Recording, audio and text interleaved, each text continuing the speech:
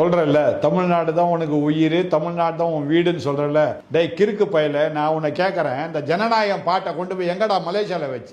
எதுக்கு மலேசியால வச்ச? தமிழ்நாடு தானடா உன் வீடு, தமிழ்நாடு உன் வீடு. அப்ப ஏன் கொண்டு போய் ஜனநாயக படத்தை பாடல போய் அங்க போய் ரிலீஸ் பண்ண நீ? அப்போ தமிழ்நாட்டு மக்கள் மேல உனக்கு நம்பிக்கையே இல்லை. மலேசியால போனா பணம் சம்பாதிக்கலாம்னு சொல்லிட்டு அங்க போய் 80,000 பேர் உன் டிக்கெட்டை வாங்கியிருக்கிறாங்க.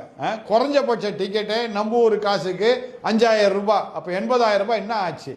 சும்மா வந்து தமிழ்நாடு தான் உன் வீடுன்ற ஒன்னான திருட்டு காலி பயிலா இருக்கிறீ நீ. ஏன் இப்படி இருக்கிற நீ?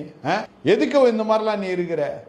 ஏய் விஜயவே வெளியே வானா, தமிழ்நாடே என் வீடா. உன் வீட்டையே காட்ட மாட்டேற யாருக்கும். இருக்கிற வீட்டில் அந்த சிறு சிறு வீட்டில் மக்கள் வந்து பார்க்க வந்தா அவங்கள பார்க்க இடம் கொடுக்க மாட்டேற.